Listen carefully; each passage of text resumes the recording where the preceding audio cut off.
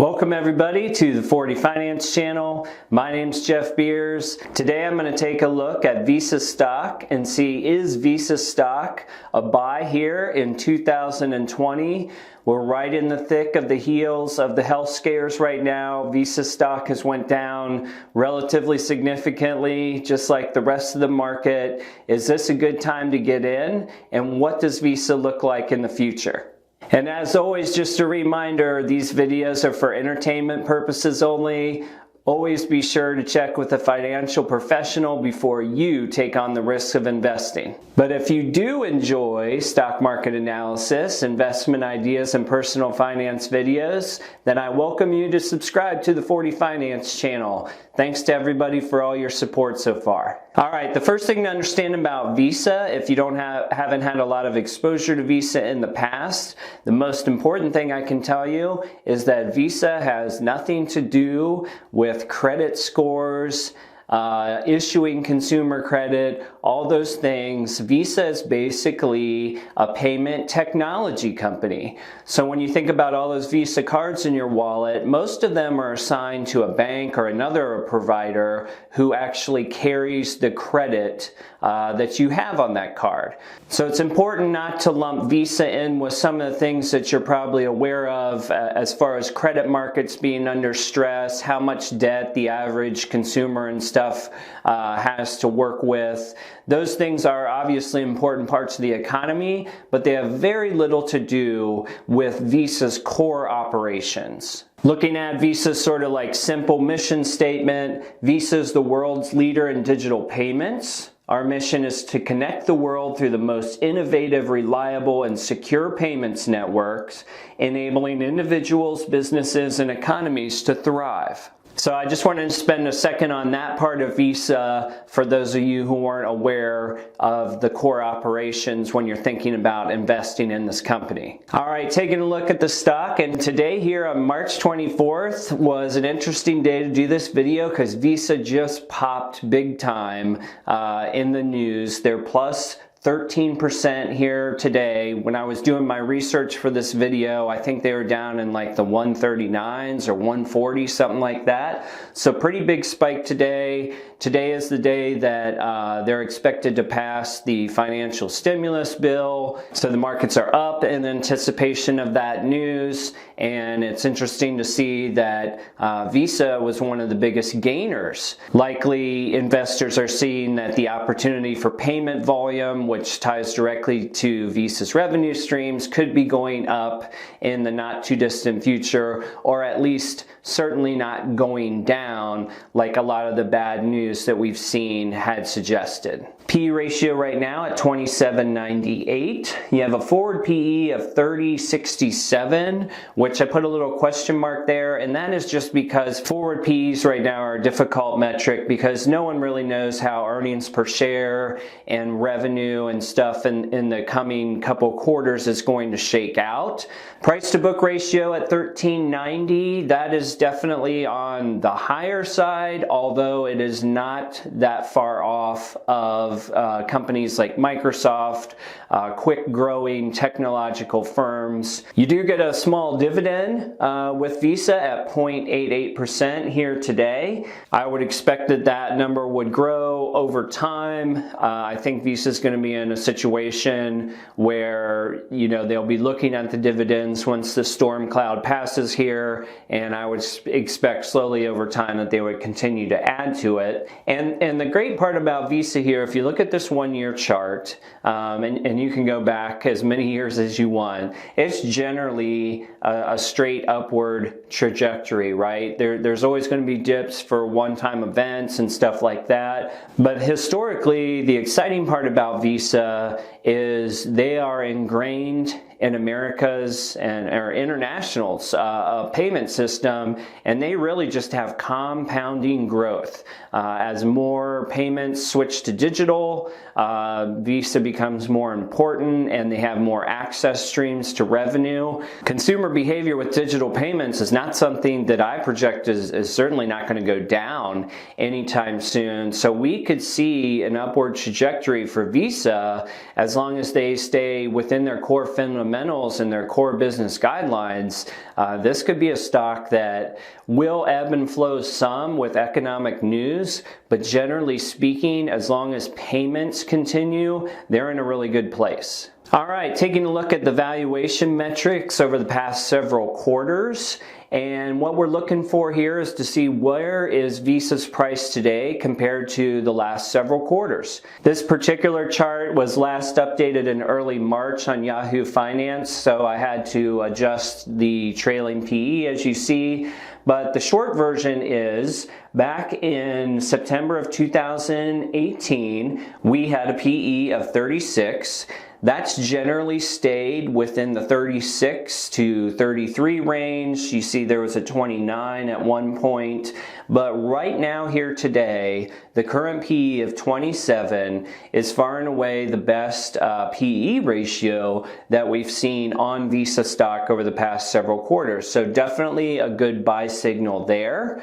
I do think the forward PE actually will come down, but we won't really know what it's going to be. Maybe not realistically until Q3.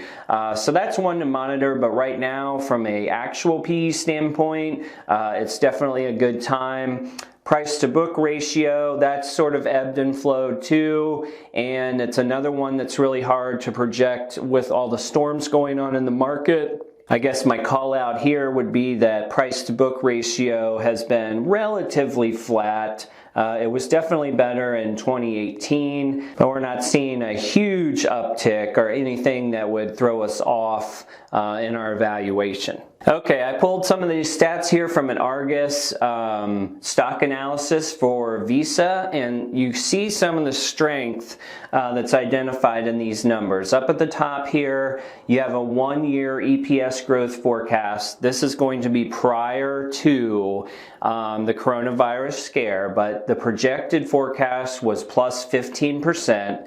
The 5-year EPS growth is plus 20%. And they're even projecting a dividend growth of plus 20%. Now, we can probably assume that with all the things going on in the world, that the next couple quarters are going to be dicey, not necessarily from a loss standpoint or a going out of business kind of thing, but we can expect that the earnings per share probably did take a hit. Q2 is definitely going to be one that's going to be one of their worst performers for the year. I don't think that that's a real surprise. But from the outlook standpoint, there are so many green checks on the board for a company like Visa. We see the revenue projections in 2018, how they grow slowly over time. 2019, once again, the projection for 2020, if the world would have stayed on the pace that it was on, you would have gained roughly $500 million in revenue over the course of a year. And then looking ahead to 2021, you know, the estimate on the Argus side is you're adding another $500 million to the bottom line. And the short version here that I'm trying to illustrate with these Argus charts is there's really nothing but green projections in Visa's future. And the risk scenario in this case is very low.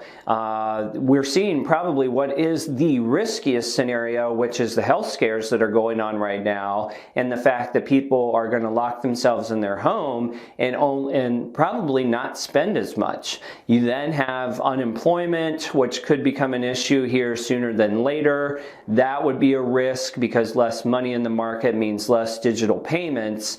But in theory, some of those folks who are affected by that will use credit cards still to make everyday purchases, which is all that Visa cares about. If they put it on a regular credit card and they have to make payments later, Visa wins, right? If they use a Visa debit card to make a payment, Visa wins. If they use a peer-to-peer payment system that's supported by Visa's back-end technology, then Visa wins, right? So as long as people are buying things, anything from toilet paper to, patio furniture, Visa is in the game, and that's why you see this potential track record here just to continually go up and up and up. It's not going to skyrocket to the moon overnight, but if you're into compounding gains over time, along with a small dividend, Visa is very exciting from that standpoint. All right, taking a look at the TipRank best performing analysts to see how they project Visa. I did go back in here and just make sure that these were up-to-date projections, and most of them came in over the past 14 days. So looking very good from a projection standpoint. We have 18 buys, 1 hold with a median price target of $215. That's a 59% upgrade from where we are today, and that's projected over the next 12 months. So nice, healthy 60% return possible here with Visa. You have an analyst high bar of $250, and the low bar comes in at $172. So a lot of positive vibes from the best performing analysts on TipRanks. All right, so my bottom line here, my personal opinion and analysis of Visa stock, is it a buy in 2020? It absolutely is, and I think it's a relatively safe bet. Certainly for long-term investors, it's almost a can't go wrong there. You have a mostly recession-proof stock, and I say mostly because if payment volume goes down substantially, if for some reason people aren't buying anything, then Visa is certainly at risk to not hit their projected payments volume. But the only real limitation outside of that is technology and how quickly people adjust to digital platforms and payments. The more digital, the more technological payment processing that goes on is 100% in Visa's favor. And I think that most of us would agree the way the world is heading, that digital payments they're only going up, right? How fast do we get 100% adoption? I'm not sure, but Visa estimates, I think, that they're roughly in that 15% adoption rate. When they think of what's out there today that's being paid by cash versus what could turn digital, let's just say in the next 3 to 5 years, they're only at about a 15% threshold. So that's super exciting and definitely builds promise for the future. And the last thing I'll say, and I'll tell you to go do your homework on this and look at the charts that you see for Visa. I think it goes back to 2008 under its current stock setup. Guys, anything that we're seeing during this economic downturn, anything under 175 is what I call once in a lifetime opportunity. So that's what that OIALD acronym is out there. You're really looking at a once in a lifetime opportunity to get Visa at this price, in my personal opinion. I think we're in difficult times right now. The health problems appear, at least, to be a short-term problem, meaning 6 to 9 months, potentially a year. Either way, if we're in this for long-term investing, which can be as simple as anything over 1 year, that's always my directive. We want to stock for a minimum of 1 year so that we can avoid the regular income tax and only pay capital gains tax when we sell. In that case, Visa is absolutely a buy, and I think it has a place in almost everyone's portfolio, at least in my opinion. All right, guys, what do you think about Visa stock? Let me know in the comments. Please give a like and subscribe if you enjoyed this video. We'll see you on the next video.